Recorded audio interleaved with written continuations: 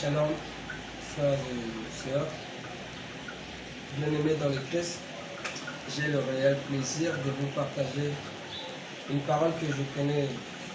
J'ai été instruit par mon pasteur. J'ai vu que pour garder ça pour moi-même, ça ne marcherait pas. Je dois faire part aussi à mes frères, à mes sœurs qui sont dans le monde entier, ça va du bien plus que nous. Dans les sangs de Jésus, tous nous sommes devenus des serviteurs de Dieu. Nous sommes devenus, si tu as appelé de Dieu, à faire connaître sa bonne nouvelle, la nouvelle vie de Jésus. C'est une bonne chose.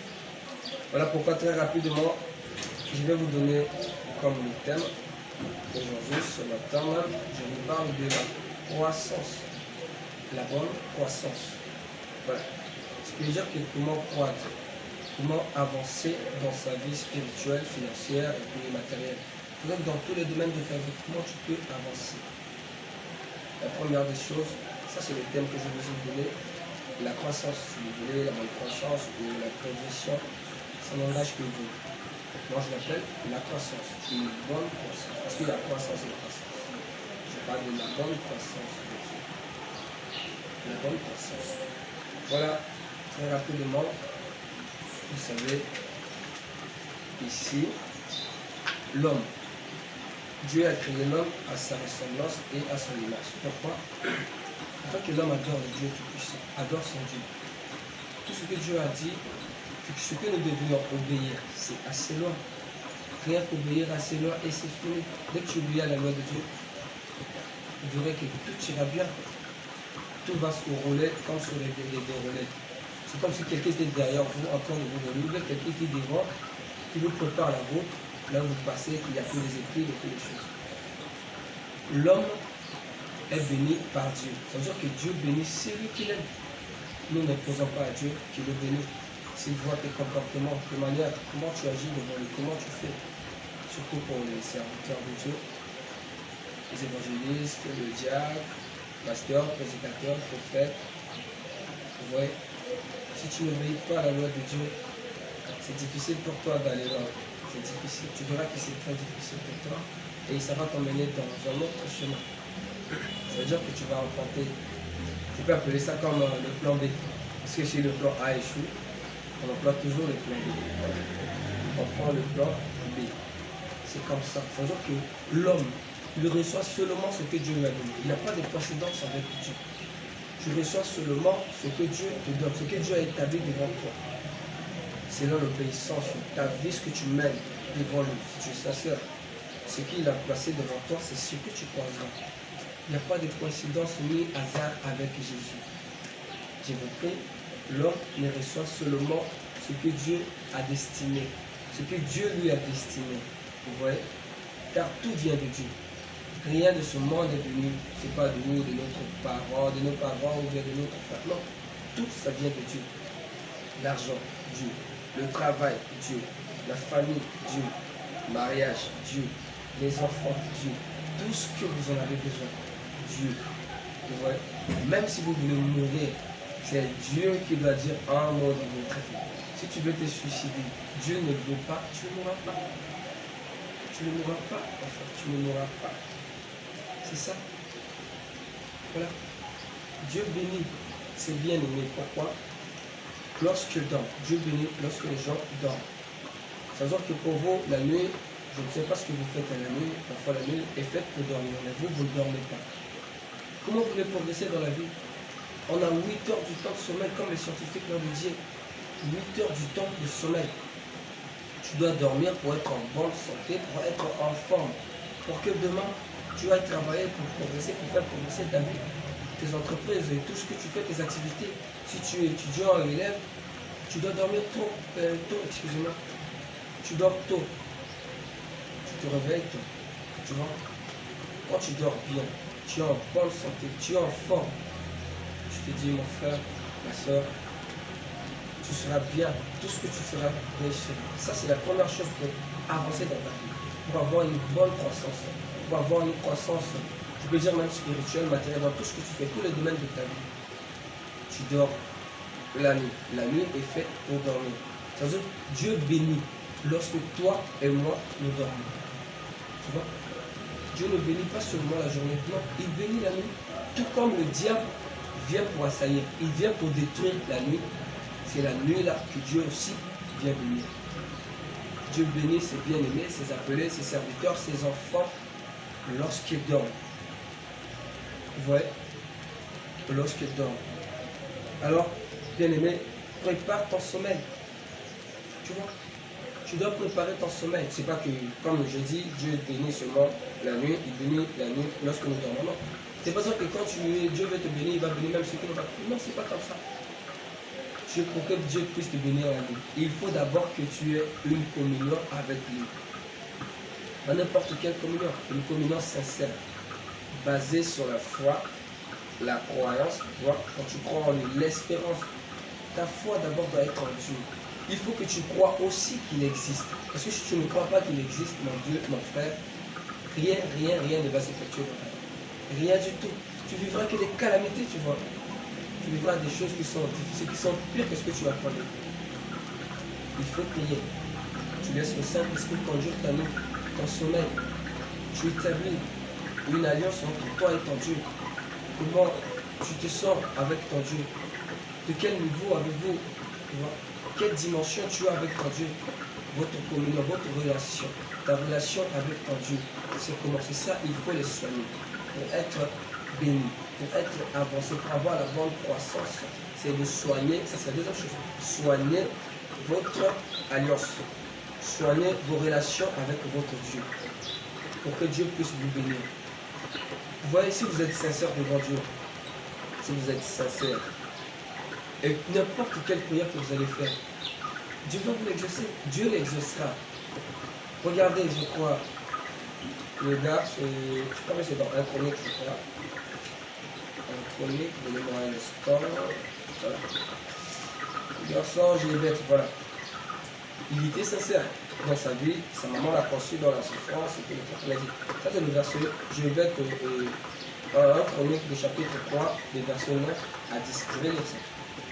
Il est écrit, Jébeth était plus considéré que ses frères. Sa mère lui donna le nom de Jébeth en disant, c'est parce que je l'ai enfanté avec douleur. Vous voyez? Sa maman l'a enfanté dans la douleur, dans la misère, la pauvreté, dans la disette. Ça veut dire que la famille souffrait beaucoup. Et puis écoutez sa prière, ça c'est le verset 10. Jébeth invoqua le Dieu d'Israël en disant, si tu me bénis, écoutez ça bien, si tu me bénis. C'est quoi? Il avait déjà l'alliance, il avait soigné sa relation avec son Dieu. Il croyait déjà que le Dieu existait. Il a cru que le Dieu existe. Et il a confiance, il a eu confiance en ce Dieu. Il a cru en lui et il a demandé. Écoutez sa parole, sa prière. Si tu me bénis et que tu étends mes limites, étendre la limite, ça veut dire que élargir sa vie, là où il est limité, dans les domaines où il est limité, matériel, financier ou spirituel, ou même dans ses affaires, il est limité. Là où il est limité, Dieu élargit ses limites. Dieu doit élargir, qu'il fait progresser la limite de ses capacités. C'est-à-dire qu'il fait augmenter ses capacités. Il dit, si tu me bénis et que tu étends mes limites, étendre, élargir, tu étends mes limites, si ta main est avec moi.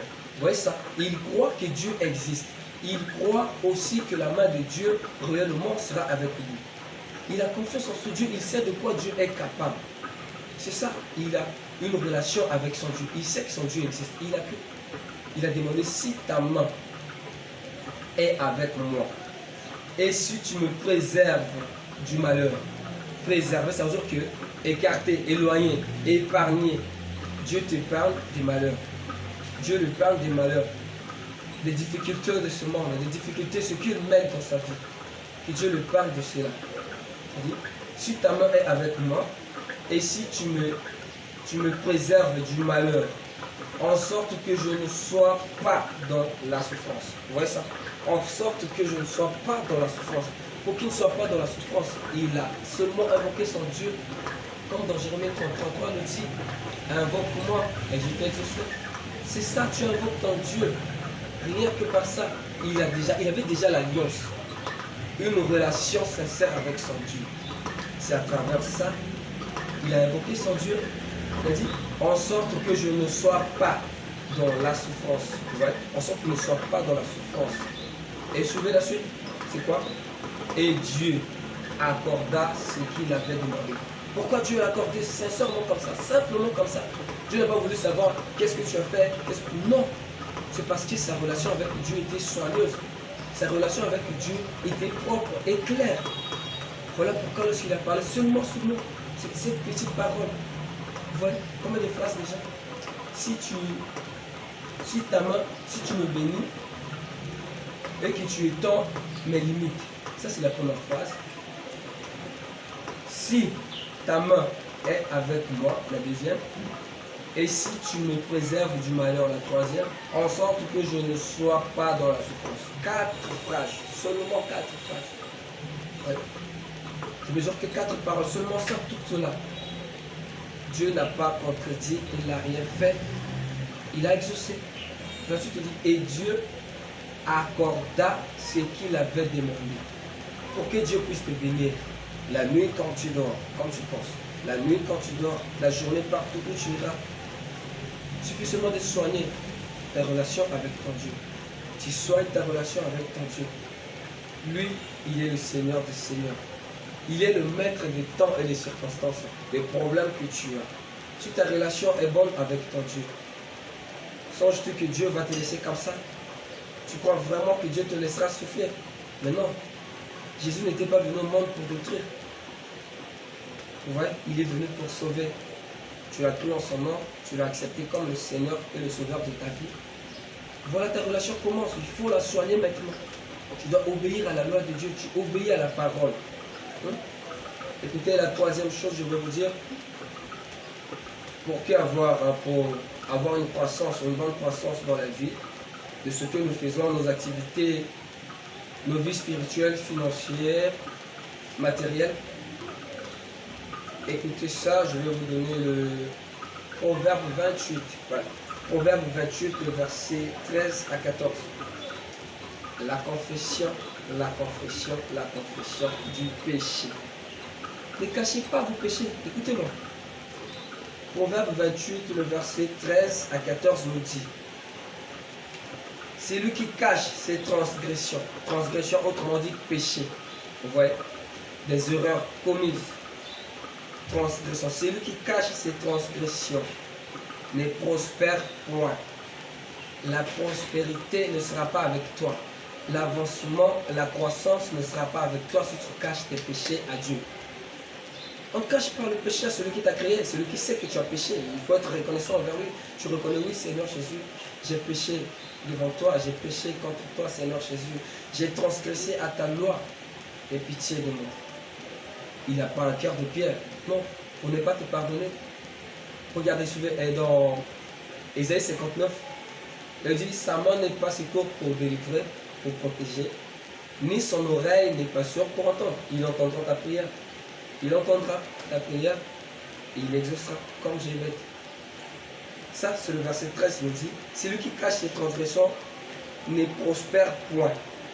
Mais celui qui l'avoue, qui les avoue et les délaisse, délaisser ça veut dire laisser, abandonner. Tu avoues tes péchés, tu confesses tes péchés et tu le laisses. Vous voyez, comme il avait dit à la femme qui avait commis l'adultère, on voulait la lapider.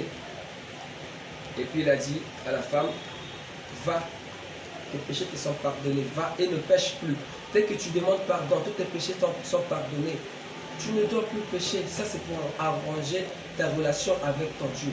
Pour que enfin Dieu puisse te bénir, te donner une bonne croissance dans sa parole, dans sa présence spirituellement, financièrement, matériellement, même physiquement. Nos corps, physiquement pour croître. On a besoin de Dieu. Soigner nos relations, confesser nos péchés. Confessons nos péchés, pardon. Confessons nos péchés. Vous voyez, le verset 14 nous dit, heureux l'homme qui est continuellement dans la crainte, l'obéissance à la parole de Dieu, la crainte de Dieu. Vous voyez, c'est ça. Si tu es continuellement, ça veut dire que quotidiennement, habituellement, tu es dans la crainte de ton Dieu. Le Dieu très haut, pas vos petits dieux. Le Dieu qui est le Seigneur Jésus-Christ de Nazareth. C'est lui, Jésus qui est le Dieu. Soyez avec crainte, craignez-le. On doit que craindre Dieu, rien que Dieu, personne d'autre dans ce monde. Tu crains à ton Dieu. Et heureux l'homme qui est continuellement. C'est-à-dire que tu continues à craindre ton Dieu. Vous voyez? Mais celui qui endurcit son cœur tombe dans le malheur. Tu endurcis ton cœur, tu tombes dans le malheur. On te dit, confesse tes péchés, tu ne veux pas. Va, écoute la parole de Dieu, tu ne veux pas. Médite la parole, il faut lire, il faut obéir ceci, les lois, les commandements. Tu ne veux pas. Tu seras toujours dans le malheur. Toujours dans le malheur. Rien ne va marcher dans ta vie. Parce que la bénédiction vient de l'Éternel. La bénédiction de l'Éternel qui enrichit. Ce n'est pas la bénédiction de la sorcellerie. Vous voyez, le monde, le diable, il vous tourmente, il vous séduit. Il n'a aucune richesse à vous donner. Dites-moi, si ce diable, il avait vraiment le pouvoir de donner la richesse aux gens, pourquoi est-ce qu'il ne prend pas les gens qui sont pauvres? Celui qui n'est pas allé à l'école, il n'est pas intelligent. Pourquoi ils ne prennent pas ces gens-là pour les élever? Pourquoi? Parce qu'il sait que son avenir n'a rien. Ça aboutira à rien du tout. Il n'a rien et il ne peut pas le prendre. Satan pense celui qui voit que son étoile brille. Il voit que celui-là, à la longue, il sera comme ça. Il sera comme ça, il sera comme ça. C'est par là, s'il voit ton évolution. Comment il a le pouvoir? Il a ce pouvoir de voir ton avenir. Il a ce pouvoir. Il voit seulement ton avenir. Et il vient te séduire, te berner, à chercher à te convaincre que seulement avec lui que tu vas gagner. C'est seulement avec lui que tu vas avancer dans ta vie. Seulement avec lui que tu vas croître. Non. Il veut mettre des difficultés. Oui, ça c'est pas un problème. On a la parole de Dieu qui est pour ça. On a notre Dieu. On a notre Dieu qu'on doit persévérer. Il a dit dans sa parole que nous devons lui faire connaître nos besoins. Faites connaître vos besoins. C'est Pierre qui l'a dit. Faites connaître vos besoins à Dieu par des prières, des supplications et des actions de grâce. Actions de grâce, offrandes et tous les trucs. C'est ça. Le diable n'a rien, il n'a pas de richesse à vous donner. Ils partent dans des universités qui sont, ils savent que celui-là, ses étudiants, ils sont brillants. Lui-là, il est brillant, son avenir est comme ça. C'est là où il vient vous chercher à te séduire. C'est comme ça, il n'a rien à vous donner. Le diable n'a rien, il n'a rien. Seul Dieu peut bénir. Seule la bénédiction de l'Éternel qui enrichit. Arrêtez d'aller chez les féticheurs pour chercher de l'argent. Arrêtez d'aller chez les magiciens, les occultistes, la franc-maçonnerie. Il n'y a rien là-bas, il n'y a rien. Dites-moi, pourquoi il y a d'autres personnes, quand tu pars, déjà son avenir, il n'a rien. Vous voyez, il n'est pas brillant. Quand tu pars, ça tarde, c'est lui qu'on va bouffer. Pourquoi? Il est venu pour sacrifier quelqu'un, mais ça n'a pas marché, c'est lui qu'on a bouffé. Il n'a pas profité, il n'a rien fait. Ni de cet argent, il n'a pas trouvé l'argent. Ça veut dire quoi? Sa vie était destinée comme ça. Il n'avait rien. Il n'avait pas la prospérité par des finances. Voilà pourquoi il meurt comme ça. Parce qu'on a vu son avenir, il n'avait rien. Donc c'était pas normal qu'on lui donne quelque chose. Parce qu'ils sont incapables de donner de l'argent. Ils sont incapables de donner la richesse, la prospérité. Ça vient de Dieu. Le diable n'a rien à vous donner, je vous dis. Soignez votre relation. Croyez en Dieu. Vous serez sauvés, frère. Vous serez sauvés. Dans la parole dans 1 Pierre 2,2 qui dit, je crois, c'est pas 2 Pierre, 1 Pierre 2, 1 Pierre chapitre 2, le verset 2 nous dit, désirez comme des enfants nouveau-nés. Ouais, désirez comme des enfants nouveau-nés. Le lait spirituel. Pour nous, les croyants, les chrétiens, désirons le lait spirituel. Le lait spirituel, c'est l'Esprit Saint de Dieu. À chaque moment, tu dois demander la plénitude du Saint-Esprit en toi pour fortifier ton alliance avec ton Dieu, pour fortifier ta relation, pour fortifier ta finance, tes matériels et puis ta vie spirituelle. Tu vois, pour fortifier cela, il faut désirer comme les enfants nouveau-nés. C'est-à-dire qu'à chaque moment, tu es là avec Dieu. Seigneur, j'ai besoin de ta puissance. Seigneur, j'ai besoin de ton esprit. Seigneur, j'ai besoin de la sagesse, de l'intelligence, de la connaissance dans tous les domaines de ma vie. Dans mon ministère, si tu as un ministère, tu vois, dans mon commerce, dans mes activités, dans mes études. C'est comme ça, tu désires la connaissance, la sagesse. Vous voyez, c'est ça, tu dois tout demander au Saint-Esprit. Tu dois aussi avoir l'alliance avec le Saint-Esprit de Dieu. Demandez le Saint-Esprit de Dieu. Demandez tout le temps l'Esprit Saint de Dieu qu'il vous commande, qu'il vous remplit de sa sagesse, de son intelligence, sa connaissance. Cette alliance va te fortifier, va fortifier ta vie spirituelle, ta vie financière, ta vie matérielle, physique, avec ton Dieu. Tu vois, c'est ça qui fait qu'on progresse dans la vie, qu'on avance, c'est à travers ça. Si vous n'avez pas de relation avec le Dieu, rien ne va s'effectuer dans votre vie. Rien ne va marcher, je vous le dis. La malédiction du diable sera avec vous si vous n'êtes pas avec Dieu. Vous voyez, le diable tue facilement. J'ai suivi un gars qui témoigne, je ne sais pas, il était sorcier.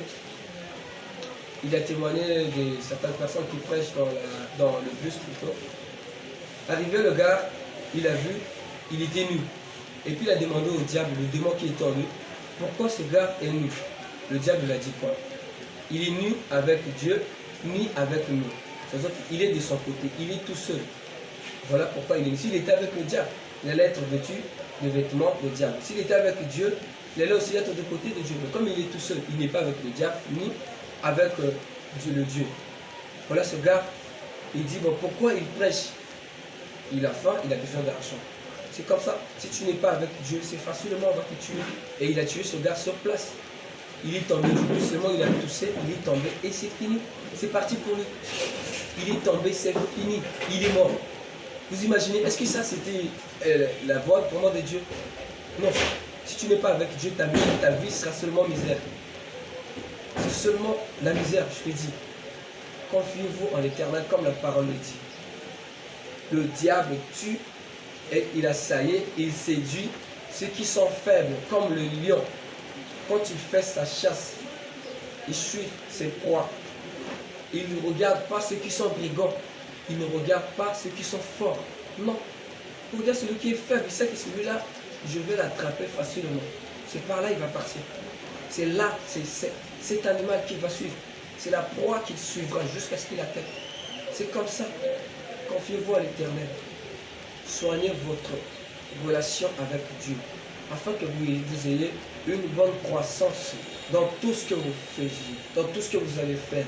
Le commerce, désirez la puissance, l'onction, la force, l'Esprit Saint de Dieu qui vous accompagne. Votre travail, désirez la présence de Dieu, son sang doit vous protéger. Jésus est partout, dans n'importe quel domaine de ta vie. Mets Jésus devant toi. Si tu n'as pas d'église ou comment, cherche là où il y a une église où on prêche la bonne parole de Dieu. Tu vois, tu dois tout mettre après Jésus. C'est-à-dire que Jésus doit être devant toi. Votre relation avec votre Dieu doit être cohérente, doit être correcte. Une relation qui est pure et parfaite. Vous voyez? C'est comme ça.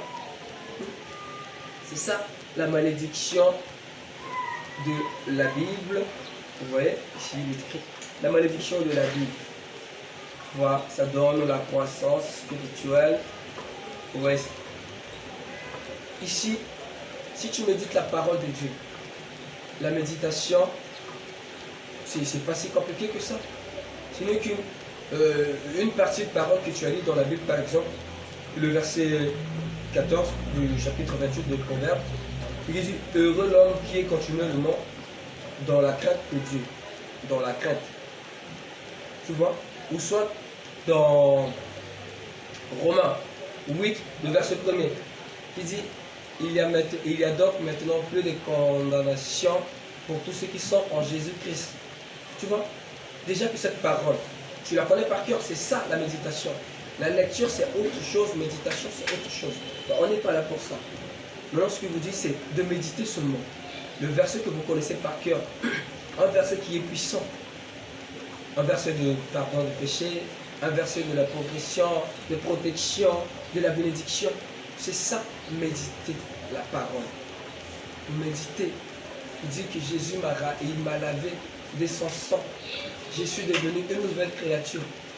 C'est comme ça. Quand tu as une bonne relation avec Dieu, mon ami, toutes les prières que tu feras, Dieu l'exaucera facilement, très facilement. Il n'y aura pas à faire le poids, à faire le plat. Non.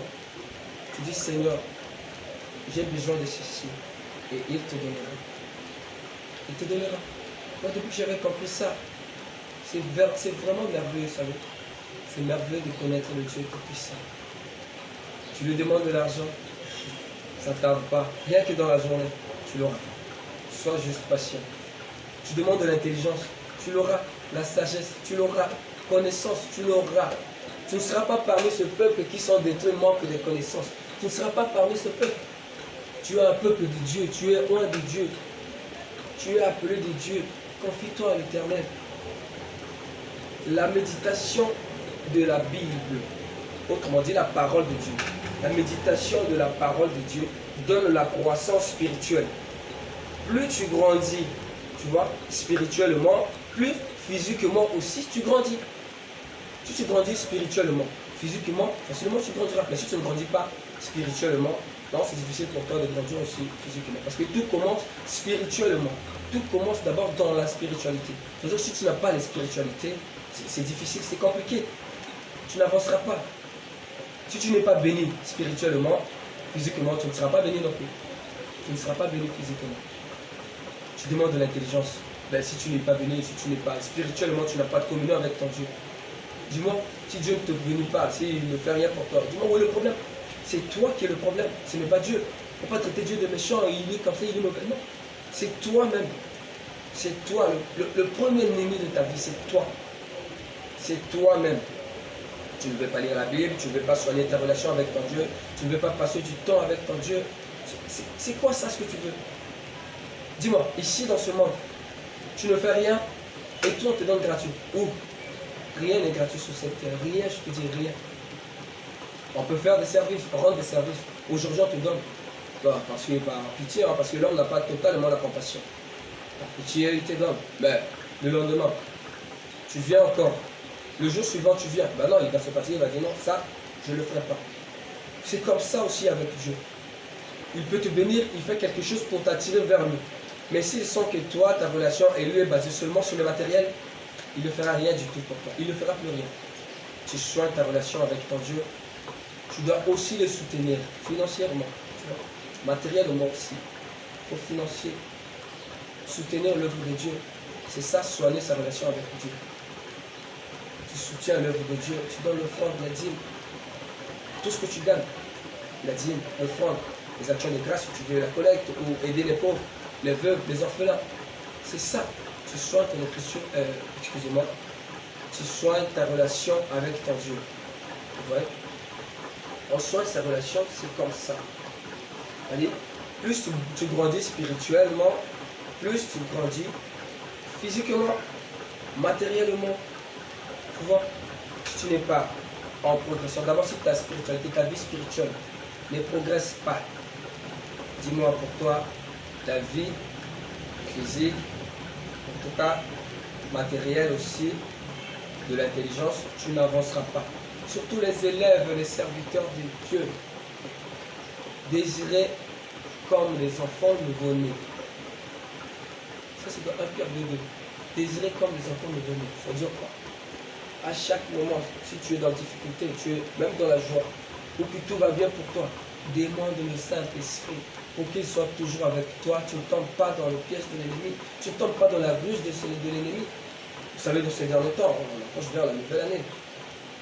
L'ennemi rôde, comme dans la parole dit. L'ennemi rôde, cherchant qui dévorer. Qui est-ce qu'on va dévorer? Qui est-ce que l'ennemi, le diable, va dévorer? Qui est-ce qui va prendre son âme? Vous voyez, si tu ne te confies pas à l'Éternel, tu ne donnes pas ta vie à Jésus, tu es foutu. Tu es foutu. C'est une grâce de connaître Dieu. C'est un privilège même. C'est un privilège de connaître Dieu.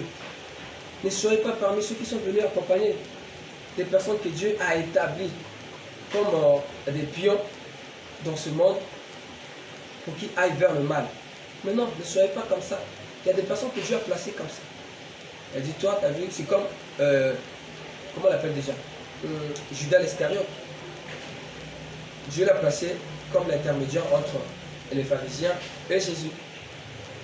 Dieu l'a accepté. Il a dit, celui-là, il va faire ses achats, ces choses pour trahir mon fils. C'est par là, c'est arrivé. Et Jésus le savait. Il n'a pas voulu changer. Il le savait. Et il l'a laissé. Dites-moi, si c'était vous, vous êtes au courant qu'il y a une personne parmi vos proches ou dans ta famille qui veut ta mort, qui veut t'assassiner. Tu le laisseras toujours avec toi? Non, je ne crois pas. Je ne crois pas. Tu vas l'abandonner. Mais Jésus, il est amour. Il aime tout le monde, les méchants comme les hommes. Il aime les sensés comme les sages. Il fait lever son soleil pour tout le monde. C'est pas que non, chez les méchants, ils sont dans l'obscurité et puis nous, on est dans le soleil. Non, ce n'est pas comme ça. Il fait pleuvoir sa pluie pour tout le monde. Pour ceux qui font du bien, pour ceux qui font du mal. C'est comme ça. Tu grandis spirituellement, tu grandis aussi physiquement, matériellement et financièrement, tu grandiras. Si tu arranges ta spiritualité, tu arranges ta relation avec ton Dieu dans tous les domaines de ta vie, tu seras béni. Tu avanceras dans ta vie.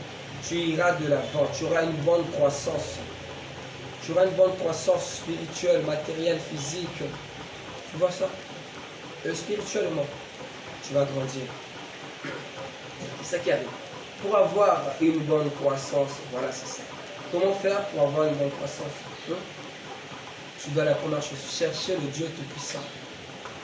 Pour avancer dans ta vie, tu dois chercher le Dieu. Tu cherches le Dieu Tout-Puissant. C'est seulement lui qui va te délivrer. C'est seulement lui qui t'aidera dans ta vie. Tout ce que tu veux, tout ce que tu désires, c'est Jésus qui va te donner. Nulle part ailleurs on te donnera. Le mariage, travail, voyage, de l'argent, les enfants. Ce que tu cherches est basé ici, dans la parole de Dieu. Est basé dans la Bible, dans la prière, dans la présence de Dieu, tu le trouveras. Tout est établi pour toi, il suffit seulement d'accepter. Tu viens, tu acceptes Jésus comme ton Seigneur et Sauveur et tu arranges ta relation avec lui. Tu le sers de tout ton cœur. Tu le soutiens physiquement, matériellement, spirituellement. C'est comme ça que tu changes ta relation avec Dieu. Il te faut chercher Dieu de tout ton cœur. Tu vois, tu cherches Dieu de tout ton cœur. Tu dois prier sans cesse, comme la Bible le dit. Prier sans cesse. Pour que vous ne soyez pas tombés dans les tentations de l'ennemi ou bien dans les pièges de l'ennemi. Pour que vous ne soyez pas succombés par l'ennemi. Priez sans cesse. C'est ça, Jésus l'a dit à ses peuples, à ses disciples. Vous voyez, tu dois prier, avoir une vie de prière stable, une vie de prière confortable. Si tu es stable dans la vie de prière, mon ami, tu seras béni. Tu vas croître comme de l'herbe. Tu vas croître comme un jardin qui est juste à côté de l'océan, à côté d'une rivière, où on arrose chaque jour. C'est comme ça que tu vas croître. Tu grandiras spirituellement, matériellement, et puis financièrement. Physiquement aussi, tu grandiras. Ton apparence sera l'apparence de Jésus. Tu seras conduit par le Saint-Esprit de Dieu. Partout tu seras, ta plante de pied fleura. Ça, c'est la parole de Dieu. Je bénirai tout ce que tu toucheras. Et partout ta plante de pied fleura, je te le donnerai comme en possession, comme dans ton pays. Tu vois, c'est ça. Tu obéis à la loi de Dieu. Tu crains ton Dieu. Tu soignes ta relation. Tu confesses tes péchés. Tu te confies en l'Éternel. C'est ça. Tu te confies en l'Éternel. Tu seras sauvé. Toi et ta famille. Tu vois. Pour avoir la bonne croissance, tu dois lire la Bible. La méditation, la lecture de la parole. Tu dois la lire. Tu l'as lu. Et c'est normal, ça va aller. La méditation est la clé de la réussite. Méditation de la parole, lecture de la parole, la prière sans cesse, avoir l'assoiffement du Saint-Esprit, c'est la clé même de la croissance. C'est la clé de la croissance, de l'avancement dans la vie, de la prospérité. Nous voulons prospérer, nous voulons aller de l'avant. C'est par là. Il faut se confier en l'homme. Espère en l'Éternel. Tu vois. Donc, Psaume 91, le verset, je crois, le premier verset qui dit: ceux qui espèrent en l'Éternel, celui qui demeure sous l'abri du Très-Haut, voilà, repose à l'ombre du Tout-Puissant. Tu espères en l'Éternel. Ça veut dire que tu vis dans la présence de Dieu. Tu vis dans sa loi. Sa volonté est devenue ta volonté. Son règne est dans ta vie. C'est-à-dire que tout ce que tu fais, ça vient par Dieu Tout-Puissant. Tu obéis à ses lois. Tu marches selon sa volonté. Tu ne laisses pas d'autres esprits te condamner, d'autres esprits te malmener. Non, tu laisses le Saint-Esprit te conduire. C'est ça. On dit, c'est lui qui demeure sous la brise du Très-Haut, repose à l'ombre du Tout-Puissant. Tu te reposes à l'ombre du Tout-Puissant. Tu vois ça? Demeure sous l'ombre du Tout-Puissant. Tu seras en repos. On a dit chercher Dieu. Ça c'est Ésaïe 55, le verset 6. Nous dit. Cherchez l'Éternel pendant qu'il se trouve. Invoquez-le tandis qu'il est prêt. Dieu est encore prêt pour toi. Cherche-le. Il est prêt pour toi. Trouve-le. Cherche là où il est. Sa relation, toi, votre communion, c'est comment? Il faut voir ça. Tu dois voir ta vie spirituelle. Ta vie spirituelle avec ton Dieu, c'est comment, mes frères et sœurs? Soignez votre vie avec Dieu. Soignez votre relation.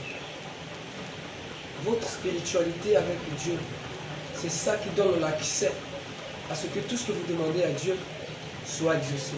Parce que tout ce que vous demandez dans la prière, ou que vous demandez dans la parole, comme ça seulement, ça veut dire de toute façon, toutes les paroles qui sortent de notre bouche envers notre Dieu Tout-Puissant, c'est la prière. Même des chansons.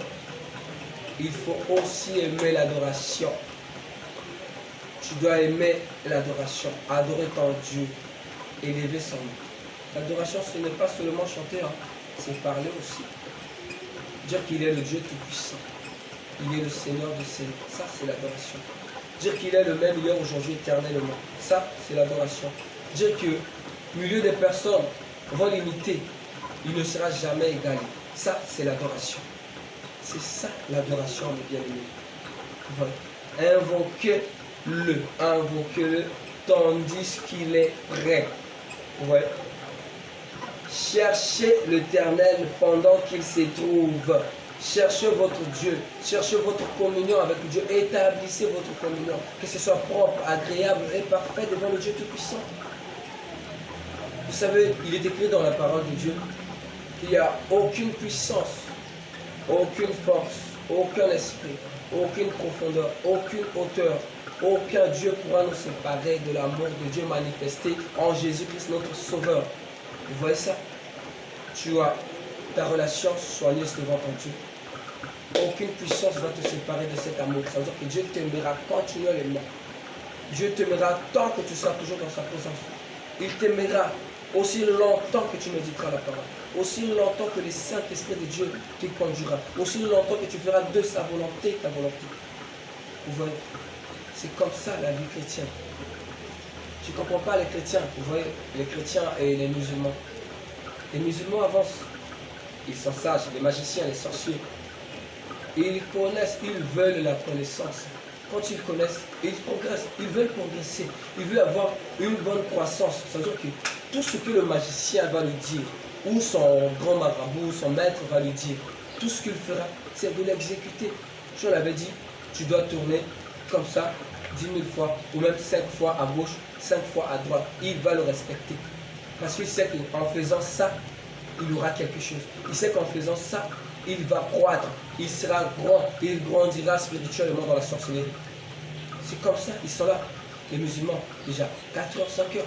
Ils sont debout. Allah, Wakubal, tous les trucs. Ils sont là. 12 heures, ils prient. 14 heures, ils prient. 16 heures, ils prient. 18 heures, ils prient. À 6 heures déjà, par exemple, c'est 5 heures, ils prient. Arrivé, 12 heures, ils prient. Voire même 6 heures, ils prient. 12 heures, ils prient.